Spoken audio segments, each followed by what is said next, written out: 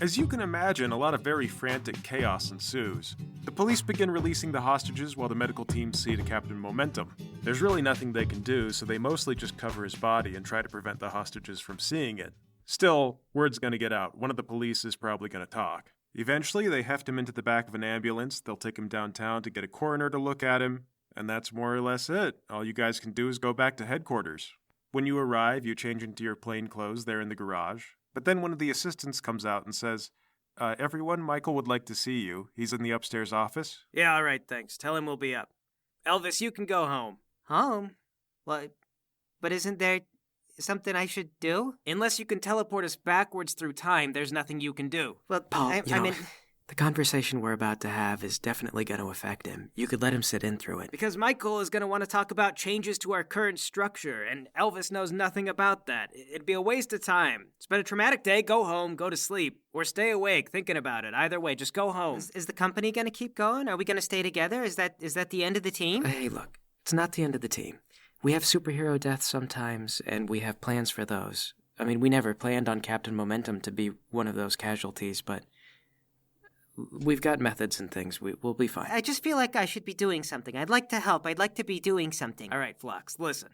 There's one thing that you could do that would help us a lot. Sure, I'm there for it. Whatever. You could clean the earwax out of your ears so you can listen to me and go home. Okay, all right. This is not a battle that we want to have for now. Fluxa, it's okay if you just go home. We'll have stuff for you to do. Later on, I'll catch you up. Yeah, you and the whole world's gonna need to be filled in. Look, you're probably gonna get phone calls from the press, so turn off your phone, close your blinds. That anxious feeling you're having, that is the barometer dropping and a storm coming in. Sleep before it hits so you have the energy to grapple with it. Well, if I turn off my phone, how will you contact me if you need me? Kid, there are times when the company doesn't deserve to have your number. If you find that we can't do it without you, then you should panic. Okay. Well, then I'll be here first thing tomorrow morning. Yeah, fine, fair We'll enough. see you tomorrow, Flux. All right, so Elvis goes home, and then Paul and Lowry, you guys get in the elevator and start riding up to the top floor. You know, that's going to be a pretty traumatic moment for him. I mean, that's not just a murder that he witnessed. That was the murder of Captain Momentum. It was the death of Rudy. Who is Captain Momentum? You think that's where the emphasis is, huh? No, I mean, obviously not, but this is going to be big for everybody. You and I are going to have different opinions on how it's going to be big. I don't even know where the disconnect could be with you. I mean, this is the biggest thing that could happen. And you're on the top floor. God, this elevator is so freaking slow. Hey, be real with me. Are you glad he's dead? You're asking if I'm glad that Rudy is dead? Let's not pretend that you don't see the power vacuum in front of you now. Oh, I see it. And I don't see myself standing in your way, sir. I think logically we could expect for Michael to take more direct control. Of field operations? I expect Michael to be the one who calls the shot on who takes over field operations. Oh, yes, okay, I see where you're coming from. All right, let's go talk to Michael then. I open the door and I go in the meeting room. Michael's inside. He barely got himself together in a dress shirt. He's pacing around, looking disheveled, and he goes, "There you guys are. All right, tell me that this is all some big scheme, and Rudy's not actually dead." Michael, when I came aboard, you expressly told me not to lie to you. Oh, for God's sake. Is this funny to you? This is a lot of things to me, so let's get to the brass tacks of it, can we? Oh, well, if you want to get to the brass tacks, my brother is dead, which means that's the end of the unstoppable force. No, it isn't. I think that what Paul means to say is that the unstoppable force is more of a mission than anything. And we're definitely going to be reeling from this loss, but it hasn't changed our commitment to what we stand for. Where were you guys? I mean, what happened? How? We don't know. For a second there, it was like we were on Luna Island. Like what? How do you mean? I couldn't hear, balance was off, everything was all screwed up. Like you're saying you lost your powers out there? On the docks? For a little bit. Is Luna still in prison? As far as I know. Well, if one person can have Luna's powers, we can't rule out that there wouldn't be a second person who would have them too. Well, that's just... Well, that could be solved by the police. I mean, that's a second...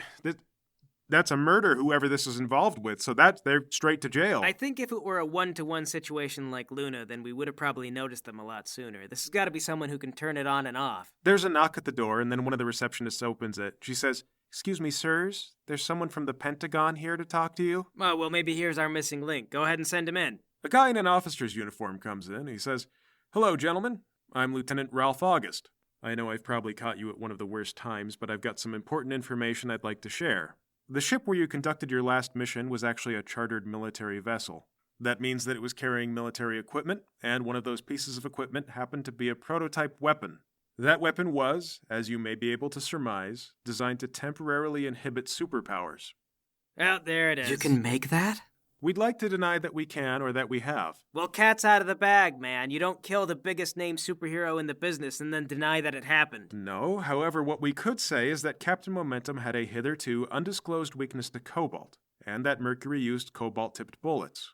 That's cute until this happens a second time. We expect it won't.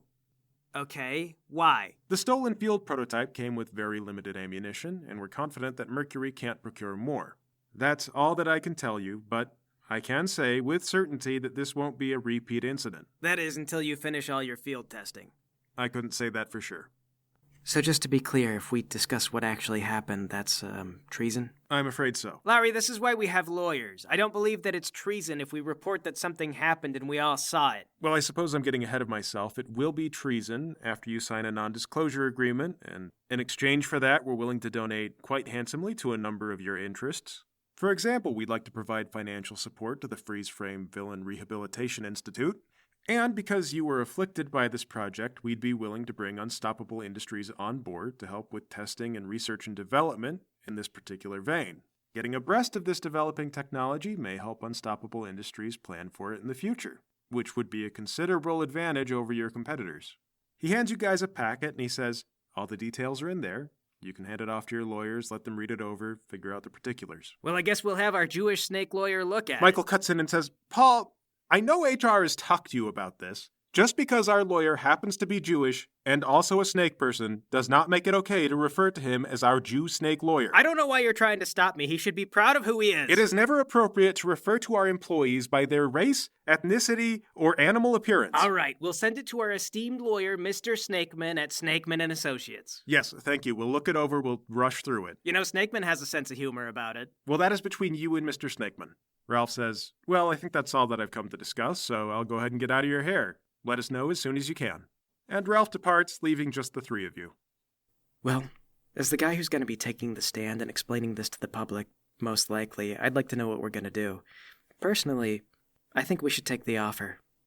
All right, now look, if we lie to the public about what happened to Captain Momentum and word gets out, that's it. Public trust is done and over with. That's strange. I would have expected that you'd be all for lying to the public. Lowry, I'm all about lying strategically, which means using your brain and not just lying compulsively. Well, this seems like a no-brainer to me. We tell the public that there's a weapon that disables superheroes, it killed Captain Momentum, and then what do we gain? Whereas if we cooperate, we get access to information about this technology and can plan for it in the future. What future? Given a weapon that disables superheroes, what future is there for us? Michael says, I'm actually inclined to agree with Freeze Frame. For one, we're worried about the future of the company, not necessarily the future of superheroes. And for two, we can't really say one way or the other without more information on the weapon. Yeah, but Rudy built this company on the public trust. Which you violate all the time by lying. Look, lying about my own superpowers versus lying about how Captain Momentum died. If you can't see the difference, then I don't even know why I'm wasting my time arguing. Well, you're also not spending a lot of time explaining why your side benefits us, so... All right, let me explain. If we don't lie and we tell everyone that Captain Momentum was killed by an experimental government weapon, the government's going to have to say something about it, and we'll all learn a little bit of information. There's liable to be congressional inquiries and so forth. The public will be on our side. Versus if we lie about it and get caught, that's it all goes kablooey. Okay, but that's only the fear of reprisal. That'll still leave us twisting in the wind in the long term, because we don't know what's going on with this weapon.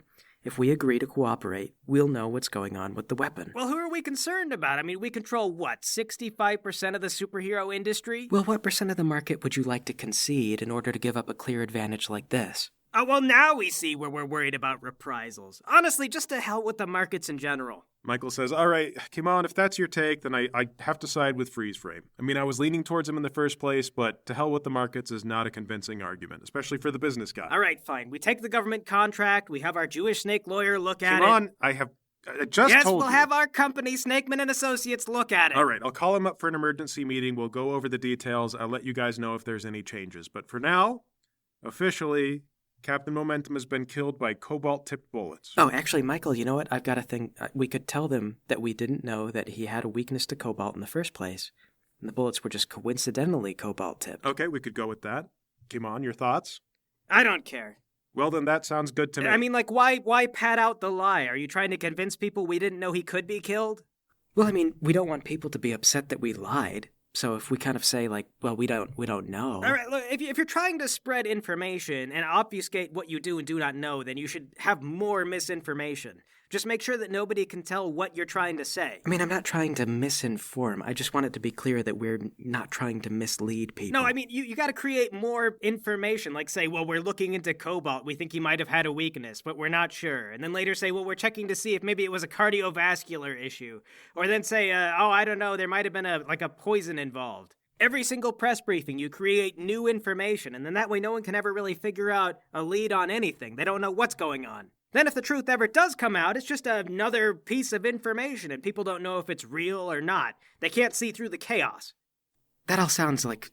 I mean, I'm not going to remember the lies. I think it would be better just to keep it simple. All right, that's it. I'm going to go. I'm going to go pee blood out of sheer anger, and maybe crap myself, too. Let me know if you need me. And I get up and leave. After Kimon is gone, Michael says, all right, we'll stick to the one lie. Cobalt tip bullets, we didn't know he was weak to it.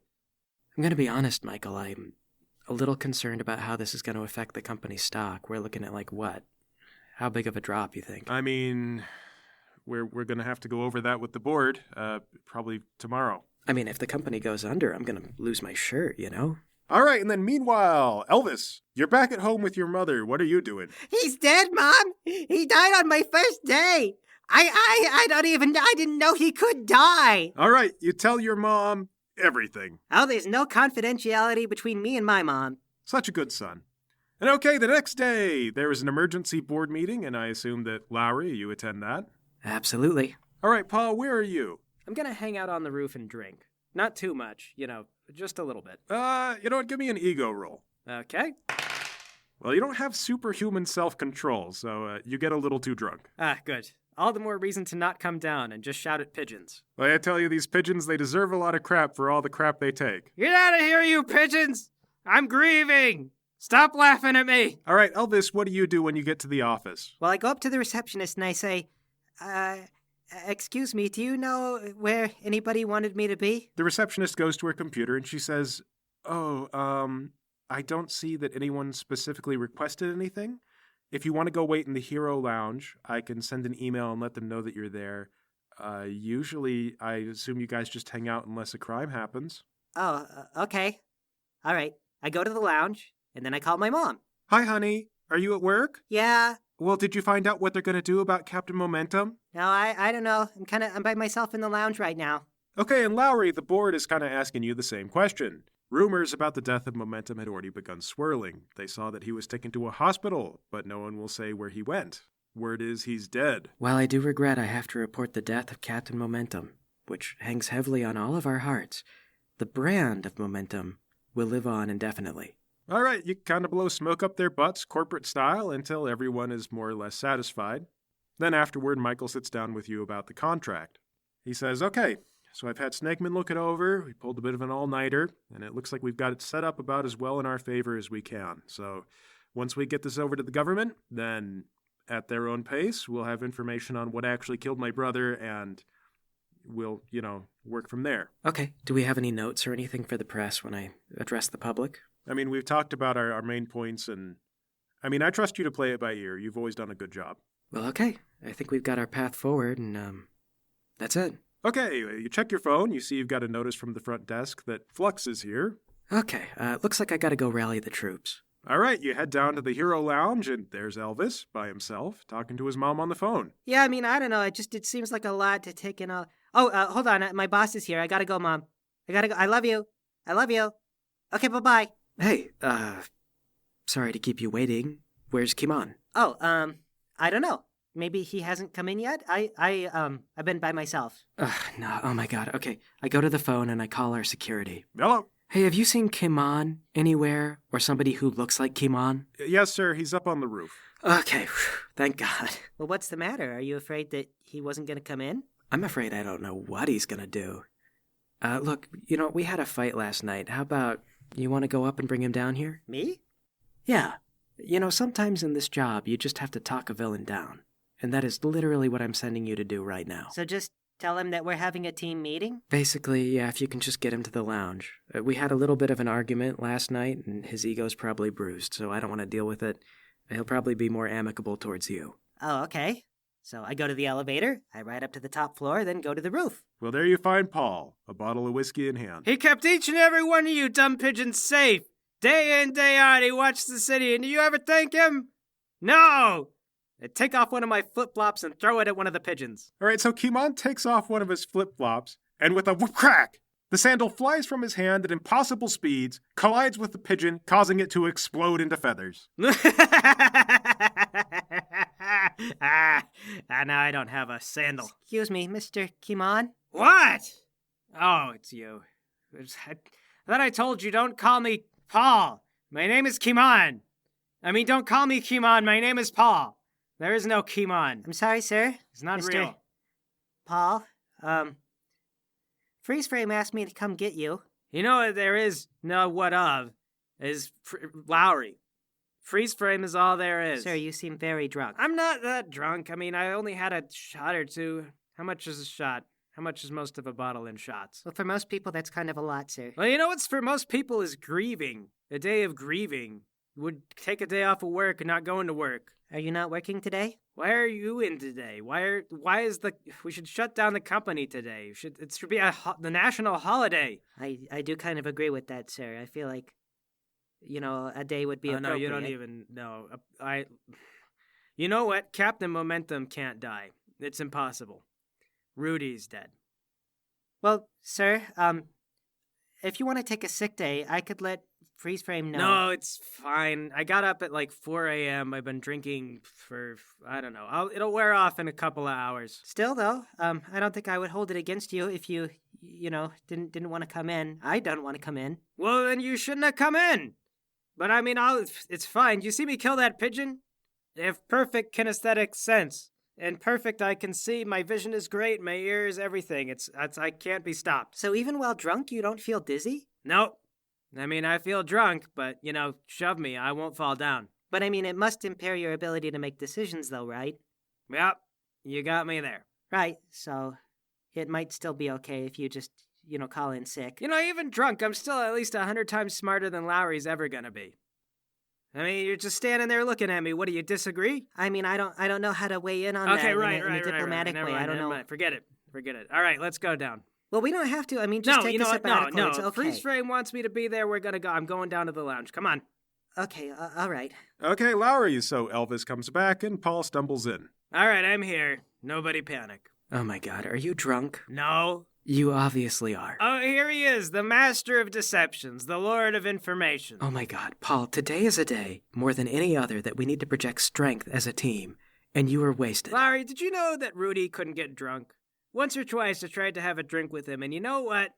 There's a psychology behind getting drunk, and he would just kind of spoil it, because he didn't get drunk. Yeah, Paul, he's immune to poison, which means alcohol included. Yeah, but whenever there was a function or whatever, he'd have champagne or whatever with you. If you wanted to have a shot of whiskey, he'd drink it. And it always made me laugh, because if you're not gonna, it just tastes like garbage, really. Why even acquire the taste? One time even, I remember I poured him a mixed drink. I was like, I got a little cherries in it and everything, but it was a man's drink. And he gave me this face. He drank it. It's just like this face. And he hated it. He so obviously hated it. But he drank it with me because he didn't want to spoil my fun. And when only one of you can get drunk, you don't really keep drinking, but he was always there for you. Throw the bottle across the room. Okay, all right. I think it's time for you to lay down. Been up since 4 a.m. Yeah, all right, I can tell. All right, I cooperate. I lay down and then fall asleep. So is that it? We just leave him on the couch in the lounge? Yeah, this is just unbelievable.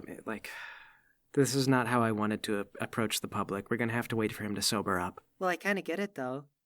Look, what if there was just a press briefing where we admit that Captain Momentum is no longer alive, and maybe during the funeral we can show more of a togetherness. Elvis, that might work for a civilian organization, but if a police officer dies, the police don't just shut down for the day. They're still emergencies, and they still have to respond to them.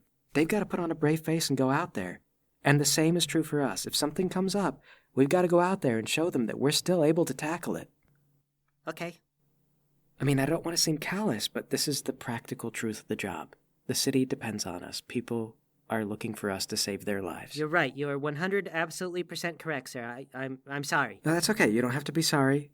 Look, let's just, do our routine maintenance and stuff, get ready to go out, make sure that you're good to go. Maybe nothing will happen today and this will be fine. Okay. Is there anything specifically I should be doing?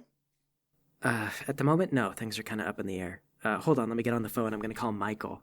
Hey, this is Michael. Hey, Michael, it's Freeze Frame. I'm calling to let you know that Kimon is a little drunk and he's sleeping it off right now, so we're going to postpone the press briefing. Kind of like him to be there for it, Oh, okay. Yeah, but it is what it is. So, we'll just postpone it for a couple of hours. We'll still have it up today. All right, well, keep me posted. Will do. Okay, goodbye. And all right. So for the next couple of hours, unless you guys want to do anything specific, things are quiet. And then all at once, they aren't. The alarm goes off. Okay, I'm up. Are you with us now? How many fingers am I holding up? Enough to shove up your own rear end. Get out of my face. All right, that's close enough. Let's go.